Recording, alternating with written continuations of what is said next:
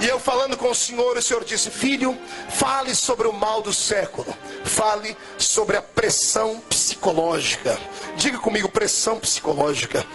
Levante um dedo indicador para o céu comigo, aponte para a pessoa do seu lado e diga: pressão psicológica.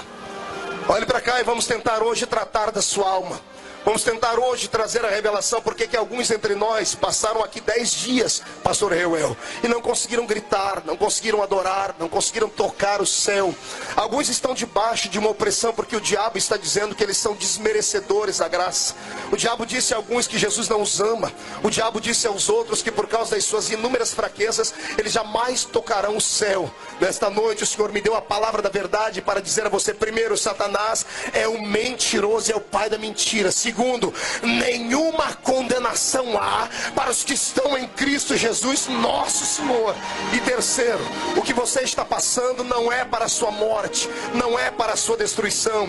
Eu sei que você pode estar sofrendo uma pressão por causa de problemas da família, problemas financeiros, pode estar sofrendo problemas psicológicos porque os seus amigos te abandonaram. Você pode estar se sentindo um lixo, o verme do carrapato, o pior de todos os seres humanos. Eu sei que você pode estar sentado nas cinzas hoje, usando apenas um caco de telha para tentar aplacar a ira do câncer que carcome a sua alma, da lepra que carcome o seu espírito. Mas o Senhor me manda te dar uma palavra: se conseguires levantar das cinzas hoje e não olhar para a sua aparência que está toda destruída, e não olhar para a sua alma que está toda combalida, mas deixar o caco de telha de lado e erguer as suas mãos cansadas para o céu e fechar os olhos e gritar: eu sei que o meu Redentor vive. Eu profetizo que quando abrires os olhos, a sua pele estará curada. Todo o fedor que veio por causa dos erros será extirpado da sua vida. E depois de hoje, aqueles que insistem em te olhar de cima para baixo, pisando em cima de ti, dos seus sonhos, se quiserem te enxergar, vão ter que comprar um par de binóculos potentes, porque você vai voar e vai voar com os campeões. Você é um campeão de Jeová. Só quem é campeão, por favor, grita: eu sou um campeão. Pois bem, eu quero falar aqui sobre a sua alma. E a palavra alma no grego bíblico aplicado significa psique. E a nossa psique é onde habitam as nossas emoções, pastor Cizino. É onde habitam os fervores da alma e as tristezas e as agruras da vida. O ser humano é a criatura mais complexa que Deus criou no universo. É mais complexo do que os anjos, é mais complexo do que os animais. No sábado aqui eu dei uma palhinha sobre isso quando eu pregava sobre o DNA divino. Eu falava que o ser humano foi o ser que Deus gastou tempo para fazer. Também pudera. Todos os animais que estão na Bíblia, diz a Bíblia, produzam os animais segundo a sua espécie. Cada semente da terra de vegetal, cada vegetal produz a outra a sua espécie. Tudo que foi feito segundo a sua espécie. Quando Deus resolveu fazer o homem, Deus não disse que o homem é a espécie do animal irracional. Deus não disse que o homem era a espécie do vegetal. Eu e você somos a espécie de Deus na terra. Você pode não acreditar nisso, mas você é imagem e é semelhança daquele que está sentado num alto e sublime trono. Se você crer no que eu estou dizendo aqui, metade dos demônios já começaram a ir embora. E se começar a entender que você não é só um corpinho bonito, se você não é só um corpinho todo ajeitadinho, se você entender que quando você ergue da cama e coloca os pés no chão, o Espírito do Deus Todo-Poderoso fica de pé contigo. Sabe o que Deus falou comigo há poucos dias atrás? O Senhor disse: filho, o homem é o meu veículo na terra. E eu fiquei sem entender. Eu disse: como é, Senhor? O Senhor disse: o homem é o meu veículo na terra. Quando eu vinha falar na eternidade, eu usava como veículo os querubins. Diz a Bíblia: o Senhor sentava nas asas dos querubins e voava. Agora, quando Deus vem se fazer presente na terra, Ele não vem sobre querubins e não vem mais em cima da sua Shekinah. Ele entra dentro dessa estrutura física que está aí do seu lado. Por que é que você acha que, sendo você um ser humano de carne e osso, dado ao fracasso, quando abre a sua boca e olha para um espírito que está incorporado em alguém, diz: sai dele agora, os demônios não suportam e vão embora? Não é a sua voz laboriosa, melodiosa, não é a sua voz de taquara rachada igual a minha que faz aquilo. É porque quando você faz, o Senhor toma as suas palavras e os demônios não veem o que está por fora, eles veem o que está por dentro. E quando eles veem o que está por dentro, eles são obrigados a recuar. Quem acredita nisso, diga: eu creio.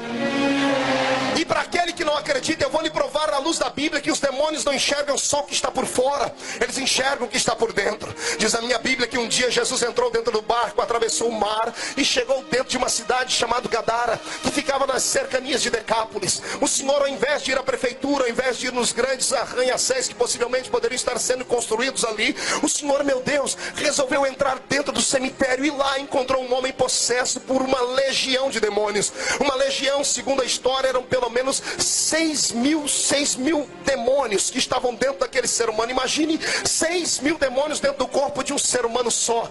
O que eu acho interessante é que Jesus era desconhecido ali.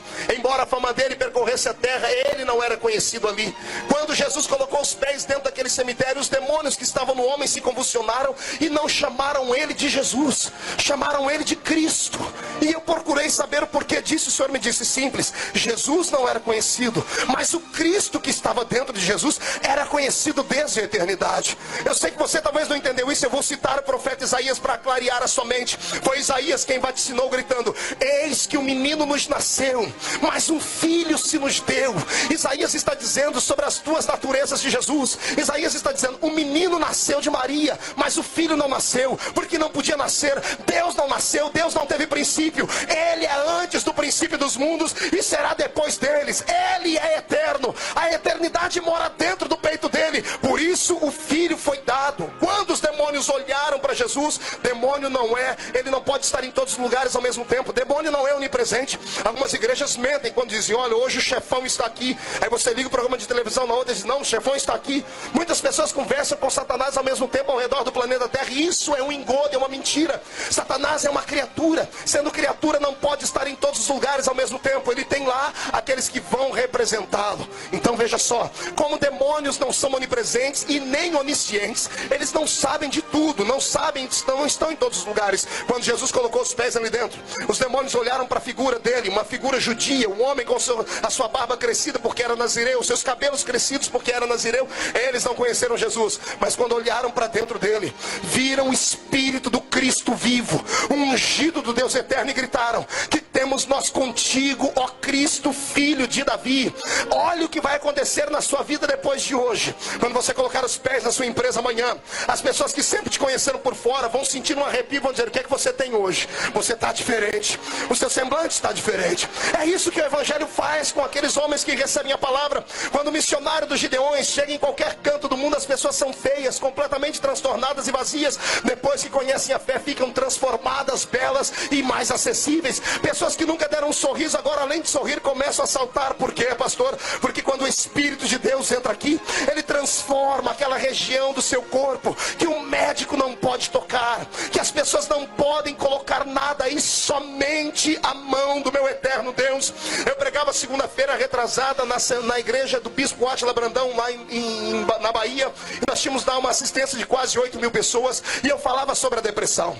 No final, quando eu saí para jantar, veio uma psicóloga falar comigo. Ela disse: pastor, eu quero fazer algumas questões, algumas perguntas, porque hoje eu perdi metade da minha clientela na igreja, porque o senhor disse que para os pessoais, ao invés de procurarem um psicólogo, para procurarem o canto do quarto deles, dobrarem o joelho e orarem, porque Jesus cura a depressão. O senhor vai retirar isso agora? Eu disse: é claro que não. Ela disse: por que não? Disse: porque eu tenho exemplos da minha família.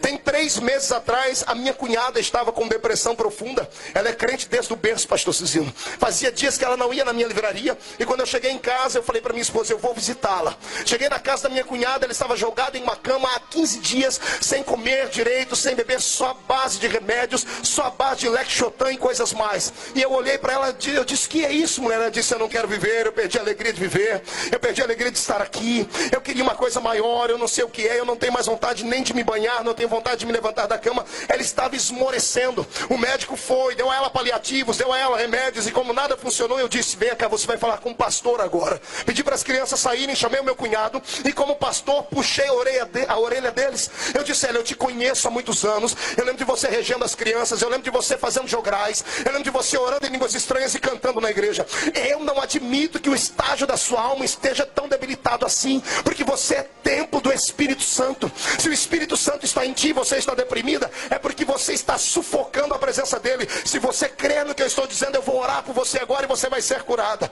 Ela toda debilitada, desesperada, desbaratada, diz, pode orar, mas aquele desânimo que quase a depressão pegou em mim. Eu fiquei em pé, coloquei a mão nas costas dela, enquanto eu comecei a orar, ela começou a convulsionar e vomitou todos os remédios que ela bebeu durante 15 dias, uma massa verde saiu pela boca dela. Ela ergueu as duas mãos para cima e deu uma rajada de línguas estranhas, pediu licença, foi ao banheiro, tomou banho. No outro dia essa mulher já estava trabalhando na livraria, levando as crianças para a escola, cantando de novo, adorando a Deus.